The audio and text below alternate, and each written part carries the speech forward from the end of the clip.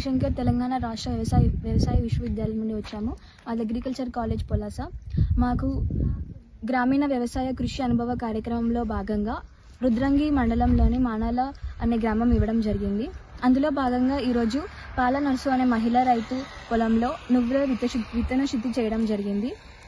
1 kilo నువ్వులకి 3 గ్రాముల మ్యాంకోజెబ్ని అనే మందును కలిపి విత్తన శుద్ధి చేసినట్టయితే మనకి తెగుళ్ళు అనే వ్యాధి రాకుండా అరికట్టడం జరుగుతుంది. అందులో భాగంగా మేము 3 కిలోల నువ్వులకి 9 గ్రాముల మ్యాంకోజెబ్ని కలిపి విత్తన శుద్ధి చేసి విత్తడం జరిగింది.